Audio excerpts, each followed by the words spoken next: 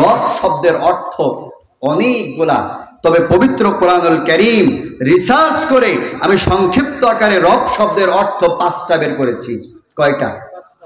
জোর হলো না, আরো জোরে। রব শব্দের অর্থ 5টা। 1 নাম্বার, রব শব্দের 1 নাম্বার অর্থ হচ্ছে অভিভাবক। জোরে বলেন কি? 2 নাম্বার, রব শব্দের অর্থ হচ্ছে আইনদাতা। 3 নাম্বার, রব শব্দের অর্থ হচ্ছে রিজিক দাতা।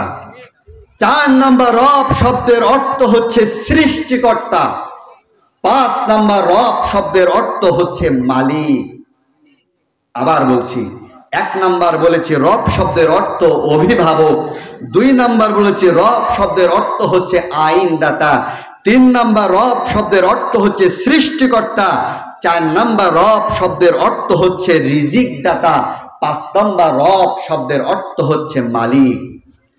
ভাইয়ের আমার, এই রব শব্দের 5টা অর্থ আমি আপনাদের সামনে উপস্থাপন করলাম।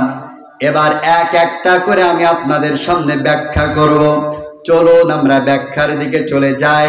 আপনাদের কাছে আমি জানতে চাই, ও আমার তৌহিদি মুসলিম জনতা, বলুন তো দেখি, আমার আর আপনার অভিভাবক যিনি, তিনি কে? আল্লাহর নাম নিতে লজ্জা করে, শরম করে? ভাইয়ের আমার, বর্তমান আধুনিক যুগ, ডিজিটাল যুগ, তথ্য প্রযুক্তির এই যুগে এসে মানুষ চাঁদের দেশের ওই পাশে যাইতে পারে নাই। আর চাঁদের দেশের ওই পাশে যাওয়ার জন্য মানুষ কত কি আবিষ্কার করেছে। জেট প্লেন আবিষ্কার করেছে, ফাইটার প্লেন আবিষ্কার করেছে, এরোপ্লেন আবিষ্কার করেছে, রকেট আবিষ্কার করেছে। এত আধুনিকতার মধ্য দিয়ে মানুষ চাঁদের দেশ পর্যন্ত যাইতে পেরেছে। চাঁদের দেশের ওই পাশে কিন্তু যাইতে পারে নাই। কিন্তু আমি আর আপনি এই আরশনগর মাটির ধূলিকণায় বসে একটা বার যদি আল্লাহু আকবার আওয়াজ দিতে পারি, আল্লাহ রাসূল বলেন, মুসলমানের কণ্ঠের আল্লাহু আকবারের আওয়াজটা চন্দ্র সূর্য ছাড়িয়ে 7 আসমান পেরিয়ে সরাসরি আল্লাহ পাকের আরশে আজিমে পৌঁছে যায়। আল্লাহু আকবার। ভাইয়ের আমার, তাহলে আমার আর আপনার অভিভাবক যিনি, জবান ছেড়ে বলুন তো তিনি কে? আল্লাহ রাব্বুল আলামিন বলেন, আল্লাহু ওয়ালিয়ুল্লাযীনা আমানু ইউখরিজুহুম মিনাজ যুলুমাতি ইলান নূর। মনোযোগ কি আছে? আছে। আল্লাহ পাক রব্বুল আলামিন পবিত্র কোরআনুল কারীমের সূরাতুল বাকারা 257 নম্বর আয়াত আল্লাহ পাক বলেন, আল্লাহু ওয়ালিয়ুল্লাযীনা আমানু। ঈমানদার যারা, ঈমানদারদের অভিভাবক স্বয়ং আল্লাহ পাক রব্বুল আলামিন নিজেই হয়ে যান। সুবহানাল্লাহ। আল্লাহ রাব্বুল আলামিন তিনি বললেন, ঈমানদারদের অভিভাবক আমি আল্লাহ রাব্বুল আলামিন নিজেই হয়ে যাই।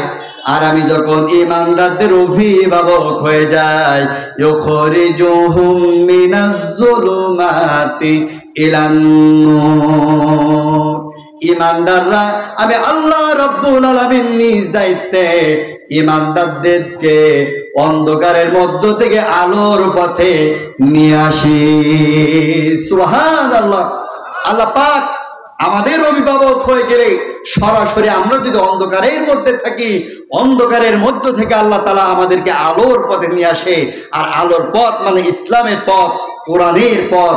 আল্লাহ পাক বলছেন, আমি যাদের অভিভাবক তারা অন্ধকারের মধ্যে থাকতে পারে। তার মানে বর্তমান যারা অন্ধকারের মধ্যে রয়েছে, বুঝে নিতে হবে আল্লাহ রাব্বুল আলামিন তাদের অভিভাবক নয়। ভাইরা আমার, বন্ধুরা আমার, আল্লাহ পাক রব্বুল আলামিন বললেন, ইত্তাবিউ মা উনজিলা ইলাইকুম মির রাব্বিকুম ওয়া লা তাত্তাবিউ মিন দুনিহি আউলিয়া ক্বালিলাম মা তাযাক্কারুন। ভাইয়ের আমার, আল্লাহ পাক রব্বুল আলামিন কোরআনুল কারীমে 7 নম্বর সূরা আরাফের 3 নম্বর আয়াতের মধ্যে বললেন, আমার পৃথিবীর বান্দারা, আমি তোমাদের কাছে যা কিছু নাজিল করেছি তা তোমরা গ্রহণ করে নাও। ভাইয়ের আমার, বলুন তো আল্লাহ পাক রব্বুল আলামিন কি নাজিল করেছেন? আল্লাহ পাক বলেন, এই কোরআন তোমরা মেনে নাও, কোরআন তোমরা গ্রহণ করে নাও। আর কোরআন গ্রহণ করার সাথে সাথে ওয়ালা তাত্তাবিউ মিন দুনিহি আউলিয়া, আল্লাহ ছাড়া তোমরা কাউকে অভিভাবক হিসেবে গ্রহণ করো না। আল্লাহ পাক বলছেন, আল্লাহকে ছাড়া তোমরা কাউকে অভিভাবক হিসেবে গ্রহণ করো না। কিন্তু আমাদের অবস্থা দেখুন, আমাদের অবস্থা দেখুন, আমরা আল্লাহকে বাদ দিয়ে আজকে পৃথিবীর মানুষকে অভিভাবক হিসাবে মেনে নিয়েছি।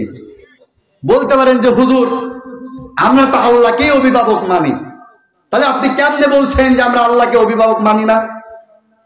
আসেন উদাহরণ নেন।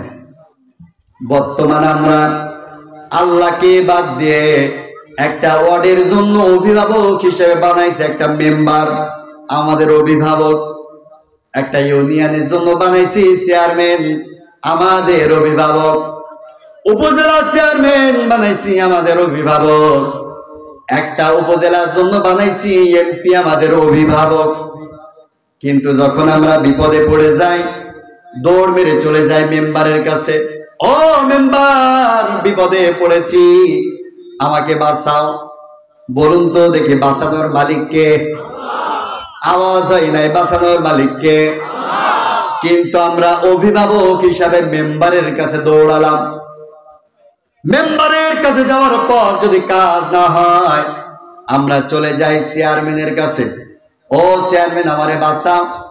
চেয়ারম্যানের কাছে যদি কাজ না হয়, হাত যদি বড় থাকে, সোজা চলে যায় এমপির কাছে, এমপি, আমারে বাঁচাও। বলুন তো দেখি, এই মেম্বার, চেয়ারম্যান, এমপি, মন্ত্রী, বলুন তো দেখি, এরা আমাদের কোনো কাজে আসে নাকি? না। মেম্বার নির্বাচন হওয়ার সময় আমাদের পায়ে ধরতে বাকি থাকে, নির্বাচন যখন হয়ে যায় মেম্বারকে বাটি চালান দিয়েও খুঁজে পাওয়া যায় না,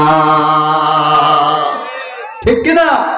হাঁটতে হাঁটতে জুতার তলা ক্ষয়া হয়ে যায়, মেম্বার আমাদের কাজে আসে না। চেয়ারম্যান ঘুষ ছাড়া কোনো বিচার করে না, এমপি লুটপাট নিয়ে ব্যস্ত থাকে। এমন মেম্বার, চেয়ারম্যান আমার সমাজে আছে না নাই? মনে হয় আপনাদের এলাকায় নাই, আমাদের যশোর এলাকায় আছে। ভাইয়ের আমার, আমাদের সমাজে এমপি, মন্ত্রী আমরা অভিভাবক বানালাম, আমাদের কোনো কাজে আসে না। এবার আসুন আল্লাহ রাব্বুল আলামিন আমাদের কেমন অভিভাবক। আল্লাহ